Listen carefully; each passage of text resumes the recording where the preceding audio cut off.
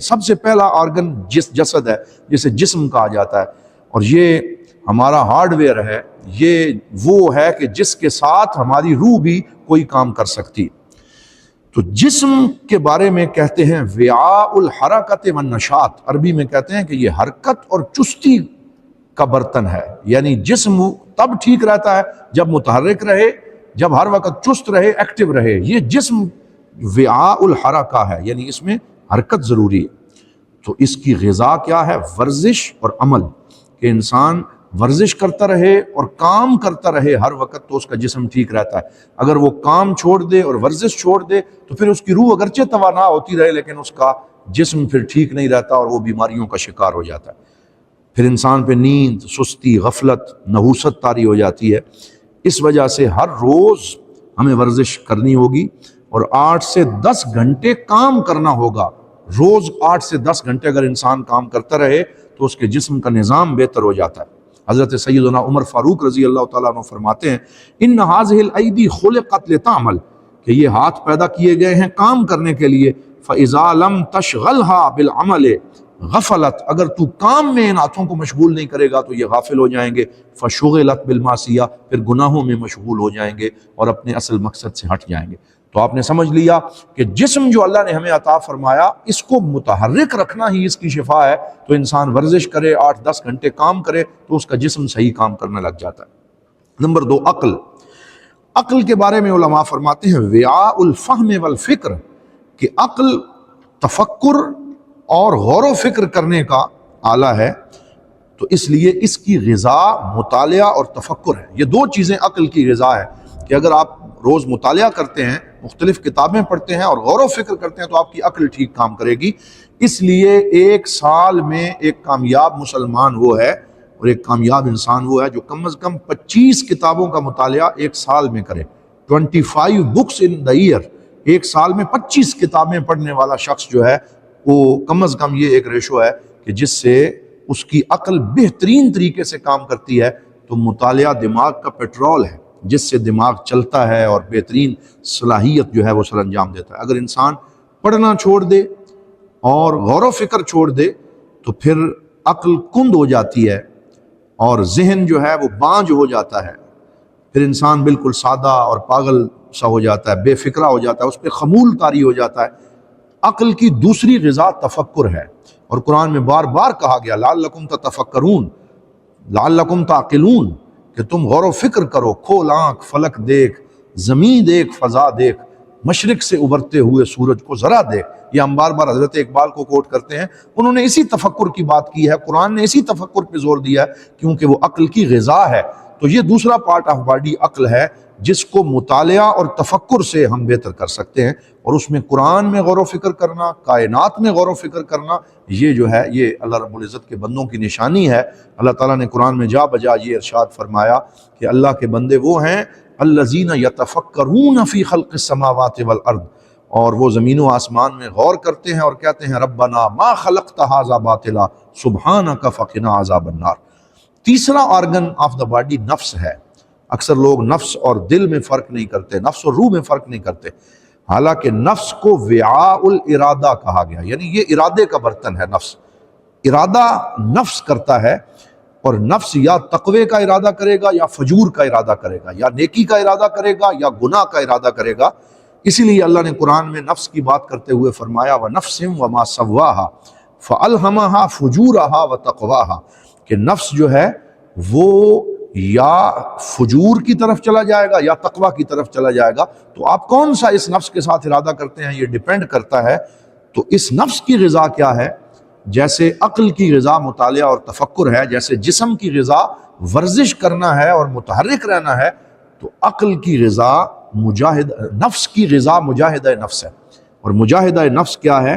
کہ اپنے نفس کو بری عادتیں چھڑوانے کے لیے اس کے بہت زیادہ مشقت میں اسے ڈالنا۔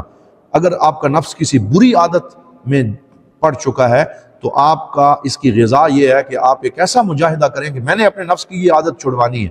مثال کے طور پہ اگر کوئی سگریٹ کا عادی ہے، اس کا نفس سگریٹ کا عادی ہو چکا ہے، تو وہ ایسا مجاہدہ نفس کرے کہ میں نے اس بری عادت سے جان چھڑوانی ہے، یہی اس کی ورزش ہے، یہی اس کی غذا ہے۔ اور رمضان بہترین موقع ہے کہ ہم اگر کوئی بری کسی عادت کا شکار ہیں، انٹاکسیکیٹ ہیں کسی چیز میں، تو ہم اس سے کس طرح سے جان چھڑا سکتے ہیں اور کس طرح سے مجاہدہ نفس کر سکتے ہیں۔ قرآن پاک نے اس کو 2-3 درجوں میں بیان کیا کہ پہلے انسان کا نفس امارہ ہوتا ہے، اور امارہ وہ ہوتا ہے کہ جو بہت زیادہ اسے گناہ کا حکم دیتا ہے، اکساتا رہتا ہے۔ لیکن جب بندہ مجاہدہ کرتا ہے تو مجاہدہ نفس سے نفس امارہ نفس لوامہ بن جاتا ہے، اور نفس لوامہ اسے ملامت کرنے والا نفس ہے۔ تو یہ بڑا ایک اچھا درجہ ہے کہ انسان کا نفس اسے الارم بجاتا رہے کہ تو گناہ کر رہا ہے، اسے ڈراتا رہے۔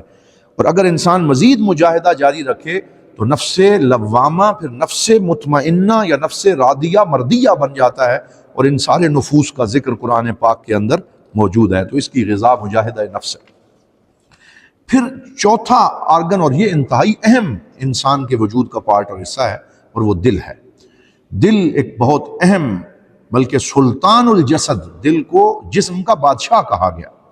یورپ اس کو بھی نہیں سمجھ سکا، مغرب نہیں سمجھ سکا۔ دل وعاء الادراک ہے، یعنی دل ادراک کا برتن ہے۔ اچھا، دل کا ایک بڑا دلچسپ معاملہ ہے، اور وہ یہ ہے کہ دل عقل سے معلومات لیتا ہے اور وجدان تک پہنچاتا ہے، اور پھر انسان درست فیصلہ کر سکتا ہے۔ جو آدمی صرف عقل سے فیصلہ کرے وہ بھٹک جاتا ہے، اور جو آدمی عقل کا فیصلہ دل کے حوالے کرے اور دل اسے وجدان تک پہنچائے، وجدان دل کی آنکھ کو کہتے ہیں، تو عقل بھی دیکھے اور پھر وجدان بھی دیکھے، تو جب دونوں کسی ایک چیز کے اندر شریک ہوتے ہیں پھر جو انسان فیصلہ کرتا ہے وہ صحیح فیصلہ ہوتا ہے۔ تو اس لیے دل مردہ دل نہیں ہے، اسے زندہ کر دوبارہ، کہ یہی ہے امتوں کے مرض کہن کا چارہ۔ حضور صلی اللہ علیہ وسلم کی حدیث پاک میں حضور نے یہی فرمایا، جب کسی نے پوچھا کہ یا رسول اللہ گناہ کیا ہے، تو آپ نے فرمایا الاسم ما حاک فی صدرک وکرہت ان یطلع الناس علیہ، گناہ وہ ہے جو تیرے دل میں کھٹکے اور تو اس بات کو ناپسند کرے کہ لوگ اس چیز کو جانیں، وہ گناہ ہے۔ اور آگے پھر حضور نے فرمایا مفتی سے پوچھنے کی ضرورت نہیں، یعنی بہت سارے مسائل تو ہم مفتیان کرام سے پوچھتے ہیں اور وہ پوچھنے بھی چاہیے، لیکن اپنے معاملے میں کسی مفتی صاحب سے پوچھنے کے بجائے آپ اپنے دل سے پوچھو۔ استفت قلبک وان افتاک المفتون، یہ حضور کی حدیث کے لفظ ہیں کہ پہلے اپنے دل کے اندر بیٹھے ہوئے مفتی سے پوچھو، وہ خود تمہیں بتائے گا کہ صحیح کیا ہے اور غلط کیا ہے، کیونکہ دل انسان کے سارے فیصلے اسے بتا رہا ہوتا ہے۔ یہ الگ بات ہے کہ بندہ اپنے ہی اس فیصلے کو چھپاتا رہے اور اپنی سامنے جو ہے وہ نابینا بننے کی کوشش کرے۔ انسان کا دل اسے صحیح فتویٰ دیتا ہے، اسے صحیح بات بتاتا ہے۔ تو یہاں دل کی بات قرآن پاک نے کی کہ لہم قلوب لا یفقہون بہا، کہ ان کے دل تو ہیں لیکن اس سے تفقہ نہیں کرتے، اس سے غور و فکر نہیں کرتے۔ دل کی غذا کیا ہے؟ تو دل کی غذا میرے عزیز دوستو 2 چیزیں ہیں، ایک محبت اور ایک اللہ کا ذکر۔ دل کی غذا محبت ہے کہ جو انسان محبت دوسروں سے کرے اس کا دل مضبوط ہوتا ہے، اور جو انسان اللہ کا ذکر کرے اس کا دل مضبوط ہوتا ہے۔ الا بذکر اللہ تطمئن القلوب، بے شک اللہ رب العزت کے ذکر سے دل چین پاتے ہیں۔ یورپ کے پاس یہ نعمت موجود نہیں۔ وہ لوگ جو مٹیریلسٹک دنیا کے اندر چلے گئے، مادی دنیا میں چلے گئے، تو انہوں نے اپنے دل کی ان ضروریات کا خیال نہ کیا، اللہ کے ذکر کے لیے وقت نہ نکالا، محبت کے لیے وقت نہ نکالا۔ ہے دل کے لیے موت، مشینوں کی حکومت، احساس مروت کو کچل دیتے ہیں آلات۔ یہی بات ہے کہ ہمارے دل کی غذا 2 چیزیں ہیں، ایک محبت اور ایک اللہ کا ذکر۔ ہمیں اس کا ضرور اہتمام کرنا چاہیے۔ ایک یورپ والوں نے ایک فلم بنائی ہے، یعنی اس سے یہ پتہ چلتا ہے کہ یورپ والے بھی اپنے اندر موجود اس کمی کے اوپر اب بہت سوچ رہے ہیں، اور انہیں ادراک ہو رہا ہے کہ ہم نے مشینیں تو بہت ایجاد کر لی، ناسا چاند پہ ہمیں لے گیا، کئی سیاروں پہ ہم پہنچ گئے، لیکن ہم اپنے دل کی دنیا آباد نہیں کر سکے۔ جو نعمت صوفیاء کرام کے پاس ہے، اللہ والوں کے پاس ہے، وہ بھی اس پہ سوچتے ہیں۔ ابھی انہوں نے ایک فلم بنائی ہے کچھ سال پہلے، اس کا نام ہے انٹرسٹیلر۔ انٹرسٹیلر نامی اس فلم میں اس کا مین تھیم یہ ہے کہ جو ہیرو اور ہیروئن ہیں اور دیگر جو کردار ہیں فلم کے، وہ یہ دیکھتے ہیں کہ زمین کے اوپر رہنے کے لیے ماحول ٹھیک نہیں رہا، سازگار نہیں رہا، پانی کم ہو گیا ہے، دیگر ڈیزاسٹرز آ گئے ہیں۔ تو اب سائنس نے ان کو یہ ٹاسک دیا ہے کہ کسی اور سیارے پہ جا کے رہنے کے لیے کوئی جگہ دیکھو تاکہ آنے والی نسلیں وہاں رہ سکیں، زمین میں تو اب گنجائش نہیں رہی۔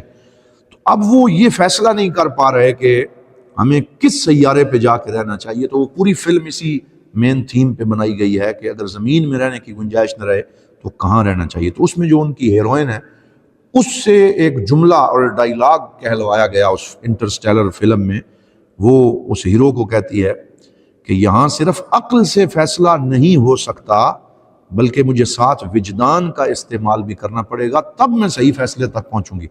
تو یہ ہمیں اندازہ ہوتا ہے کہ اب یورپ کے اندر بھی یہ احساس شدت سے پایا جا رہا ہے کہ ہمیں بھی وجدان کی ضرورت ہے، ہمیں بھی قلب کی طرف توجہ کی ضرورت ہے، اور اللہ کے فضل سے اسلام اور اہل اسلام کے پاس یہ دولت موجود ہے۔ اور سرکار دو عالم صلی اللہ علیہ وسلم نے فرمایا کہ ان فی الجسد لمدغۃ اذا صلحت صلح الجسد کلہ، کہ انسان کے جسم میں ایک ایسا آرگن اور ایک ایسا پارٹ ہے، ایک ایسا جزو بدن ہے کہ اگر وہ ٹھیک ہو جائے تو سارا جسم ٹھیک ہو جاتا ہے، اگر وہ صحیح نہ ہو تو سارا جسم بیمار پڑ جاتا ہے۔ الا وہی القلب، خبردار وہ دل ہے۔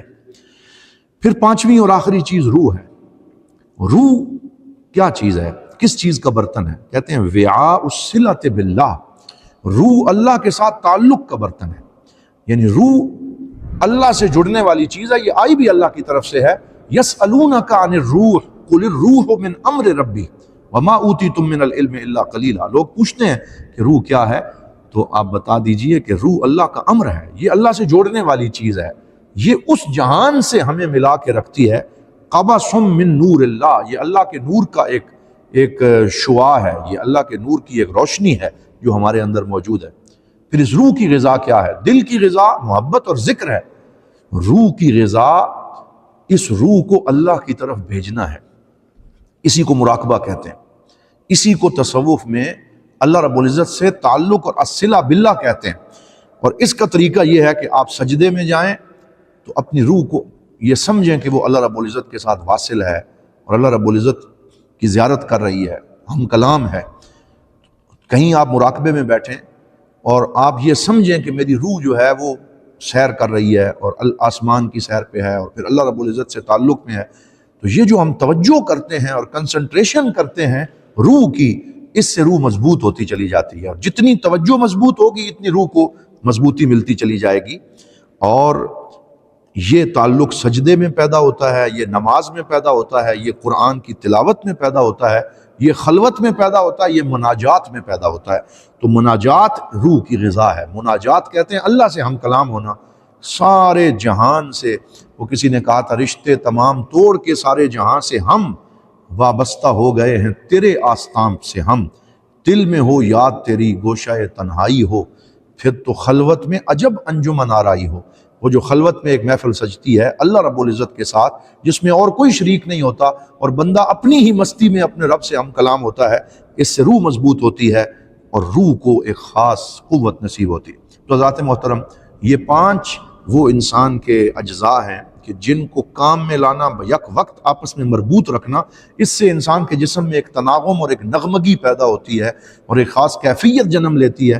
تو اس کو اگر ہم بالکل آخر میں دہرائیں تو وہ یہ ہے کہ جسم متحرک رہے تو درست رہتا ہے، اور اس کی غذا ریاضت، ورزش اور کام ہے، اور عقل یہ فہم و ادراک کا برتن ہے، اور اس کی غذا مطالعہ کتب اور تأمل اور غور و فکر ہے، اور نفس یہ ارادے کا ساز و سامان ہے اور اس کی غذا مجاہدہ نفس ہے، اور دل ادراک کا برتن ہے اور اس کی غذا لوگوں سے محبت، اللہ سے محبت اور اللہ کا ذکر ہے، اور روح اللہ سے تعلق کا ایک ذریعہ ہے، اور اس کی غذا کیا ہے کہ اپنی روح کو اللہ کے ساتھ ہم کلام کرنے کی کوشش کرنا، مناجات کرنا، نماز پڑھنا، سجدے میں چلے جانا، اس سے انسان کی روح مضبوط ہوتی چلی جاتی ہے۔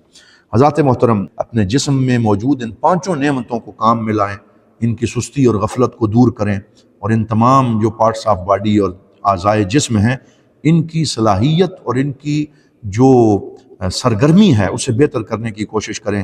یہ ایک نئی سوچ ہے، یہ ایک نیا انداز ہے، یہ ایک نئی فکر ہے جو مرکزی دارالعلوم محمدیہ غوثیہ بحیرہ شریف سے ہم آپ تک پہنچا رہے ہیں، اس امید کے ساتھ کہ اللہ تعالیٰ ہماری یہ کاوش قبول فرمائے۔ ربنا تقبل منا انک انت السمیع العلیم وتب علینا یا مولانا انک انت التواب الرحیم۔ والسلام علیکم ورحمۃ اللہ۔